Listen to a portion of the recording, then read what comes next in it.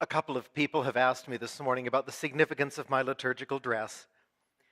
And it's just that sometimes there are those mornings when you wake up and you think, I need to celebrate Dr. Seuss. That's the best reason I can come up with. He's my favorite Lutheran theologian. He was a very, very devoted Lutheran throughout his life and frequently discussed theology, and I think he did it in his books. We just tend to read them on a different level, but they have very good theology in them. And it tends to be a theology about inclusion. And so maybe that's why I'm wearing this stole today. It fits so well with the scripture readings. First, that reading from Romans. And one of the problems, whenever you're reading a text is you don't know the tone of voice. So there are all sorts of different tones of voice you can give. Now, I don't know about you, but when I see the word hardly, I think of a teenager going, hardly. And I think that may be what Paul is saying there. Do you think God has rejected the Jews? Hardly. Or in other words, no way. And then he goes on to make that wonderful, wonderful statement. If we never take anything else from the Bible, take this from there. God's promises are never rescinded. Isn't that wonderful news? God's promises are never rescinded. God makes a promise to love us, and God is never going back on that promise. That's a really good sermon, just that sentence, but oh heck no, there's more. I also love, by the way, in that passage where Paul says, God makes sure that everybody feels like they're on the outside once in a while so that you know what it is to be welcomed by God. Isn't that a great image? Because I'm willing to bet that everyone has had a moment when you have felt on the outside, when it has felt like doors all around you are closed, and God opens them and says, come on in, and embraces us. Thank you, Paul, for that wonderful message. Now, having said that, and I apologize if I'm coughing a lot, it's the smoke. My health is fine until the smoke goes away. I cough. We have this odd passage from Matthew. I mean, no matter what you do with that passage from Matthew, Jesus does not come across very well here. He's asked some questions, and you can do whatever you want with those words, but boy, they sound rude. Woman asks him a question and he makes a rude comment about dogs. Interestingly, when you read commentaries, some of them scramble and try and say, well, Jesus wasn't really being that rude because the word he uses for dogs here means little dogs. To which I think calling someone a little so-and-so is, well, just as insulting as calling them a big so-and-so. When you're calling them a nasty word, the size is not the issue. Well, when I read this story, I think, okay, there are lots of different ways to interpret it, and I am not going to tell you that today I'm giving you the real way. I'm only proposing one way to look at this story. What if there's a wink in this story? We're not told that there isn't, so what the heck? Come with me for a moment and let's imagine that Jesus winks in this story. One of those knowing winks where you're talking to a person here, but there's someone over here. And really, you want the conversation with person here to be overheard by the person over here. Because you're not trying really to teach anything to this person. You want the person who's eavesdropping over here to really get the point. So you give a nice big wink, nice big exaggerated wink to the person over here as if to say, work with me, play with me, because I want to teach this person something. I like to think there's a wink in this story. Now, I have to tell you a strange story that happened yesterday, and I suppose, in a sense, this perhaps ties in with the big dog, small dog thing, because it was a story about a big dog and a small dog that I experienced yesterday at the Pride Festival in Waterfront Park. Lots and lots of people there. I saw some people from the church. I saw other people from the community that I knew. I saw people with tattoos in places that were unimaginable and piercings in other places, and lots of people of every stripe and style and fashion. And part of the beauty of it is I didn't see anybody really noticing. It was just this wonderful celebration of difference. And just this wonderful time of just a whole bunch of different kinds of people in a park, just being there, just listening to some music, just chatting with friends. In the midst of all of this, I saw a couple of dogs. There was this, I don't know dog breeds very well, so someone else will know the breed of this dog, but it was one of those little puffball things. Dog was about yay high off the ground and just fluff. You know, unless you saw it walking, you would not know which end was which. I mean, it just, this little fluff thing, but it was about a foot long, perhaps, a few inches off the ground. Someone was walking this dog on a leash. Someone was walking another dog. The other dog that was being walked was a great big huge Labrador. Newfoundland dog, rather, not Labrador. Newfoundland, the great, the huge things that are like twice the size of me, which is getting pretty up there in the size category. And the two dogs did what dogs always do. They had to get to know each other. And dogs have a unique way of doing that. But the problem is, a short dog and a long dog, a short dog and a tall dog, it's very difficult to do the thing that dogs like to do to get to know each other.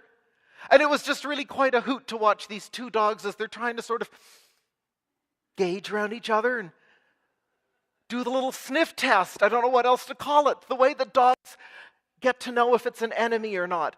And what was so neat is they weren't barking at each other. It's not as if the big one looked at the little one and thought, I could eat you in one gulp, which I believe is possible. And the little one didn't do what little dogs so often do, which is to yelp its fool head off louder than anything, as if to say, I may be tiny, but watch it, Buster, because I'm loud. They didn't do that at all. They just tried to get to know each other. And it was so fun to watch and to realize how difficult it was, but that's what they wanted to do. In the story in today's gospel, it takes place in a border area, Tyre and Sidon, an area that's kind of on the boundary between where the Jewish people lived in Palestine and where the Gentile people lived. In our modern language, we would refer to it as a no one's land, the place that you don't normally go to, because it's full of them. Whoever you are, there's them there. Because if you're from this side, it's the other guys, and if you're from this side, it's those other guys. Either way, it's a mixture of people, and so there's tension. It's an iffy kind of place to be. It's on the border. And you don't want to go there, because there's people who are different. And even if you don't have a problem with different people, they might have a problem with you. So it's a place where you're very wary. So we have to wonder, of course, why does Jesus go there? And that's an interesting question. So it says that maybe something's being set up in this story. We don't know that, but maybe it is. Because I'm not sure that Jesus would do something unintentionally.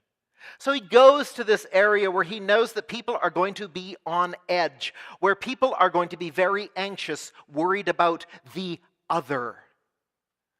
I can't tell you what a relief it was to wake up this morning and go on CBC News to discover that yesterday there was not a riot in Vancouver.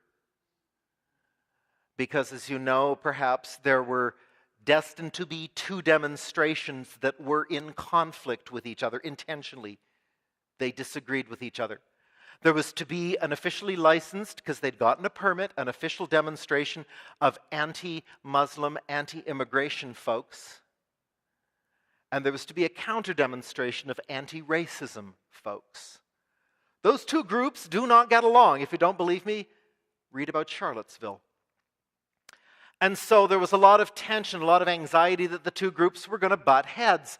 So much so that earlier in the week, several people on the anti-racism side said, let's not do anything.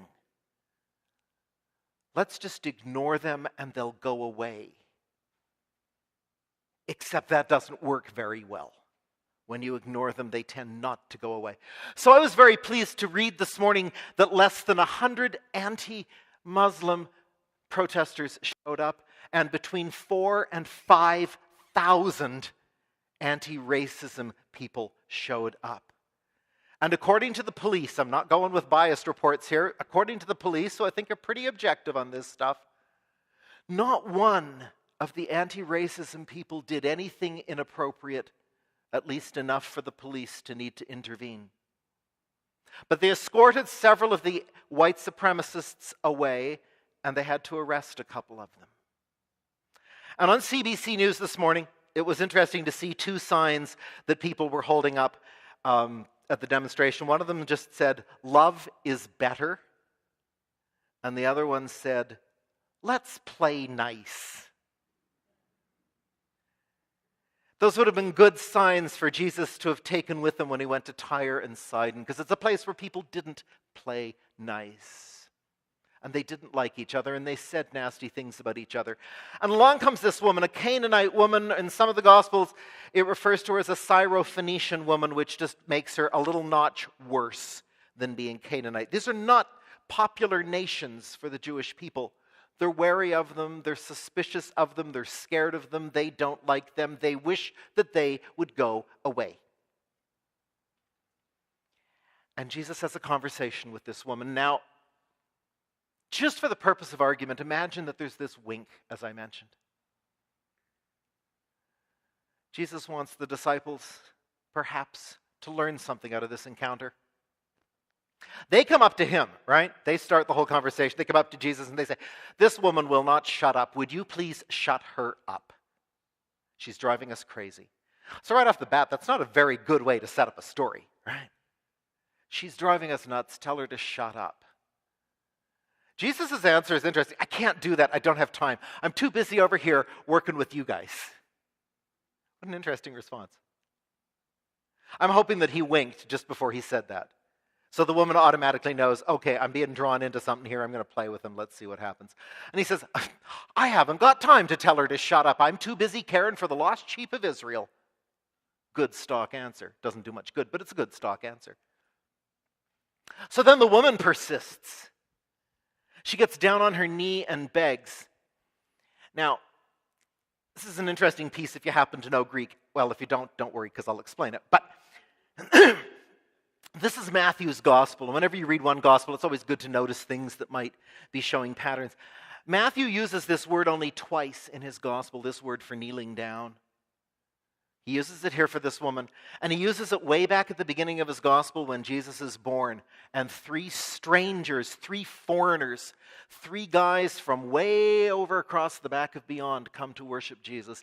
They kneel down and recognize him. That's the same verb that this woman uses. You always have to wonder, is the writer trying to make a point with the words they're choosing?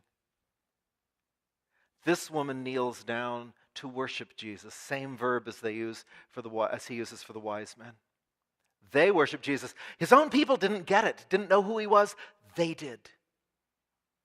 His own disciples are telling Jesus to do something that's totally against what Jesus does.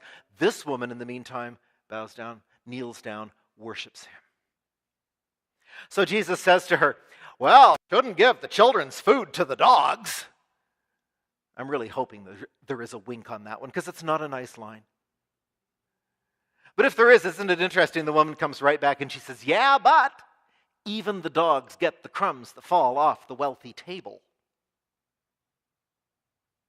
And at that point, Jesus looks at her and says, "You've got good faith. Your daughter's been healed." Now, we don't know, by the way, that the daughter is healed then. She may have been healed earlier in the story. The use of the word that in that translation gets translated right then could simply mean at that point she learned that her daughter had been healed. Jesus may well have done that earlier, perhaps when he did the first wink. I don't know. But what he says to the woman is really the powerful thing. He says, "Your faith is strong." Or in other translations, "Your faith is good." Or in others, "Your faith gets you what you need." He does not say, "You've got good faith for a Canaanite. You've got good faith for a Syrophoenician." He just says, "You've got good faith, period." I read another news article on CBC this morning. Clearly, I had way too much time to read the news. This was not good. Read a news article about a farm that is being planted in British Columbia. It's the largest hops farm to grow hops for making beer. Largest hops farm in BC history. This would not normally be news, unless perhaps you're a hops farmer or a beer maker, I suppose. But biggest hops farm in BC history is being planted. But it got reported as news because the headline went on. The headline said, "To be planted on Indigenous land." Now, you can bet your booties that if it were being planted on other land, on non-Indigenous land, that probably would not have been reported because that wouldn't have been seen as news. Why is it news? To point out something that, well, there isn't a nice word for it, is racist. Why is it news to point out that something might be of interest? Because there's a racial distinction in there. If Jesus had said to this woman, "You have great faith for a Canaanite," we probably would look at the story and go, "Isn't that nice?" But that's not the point that Jesus wants to make. I'm convinced of this.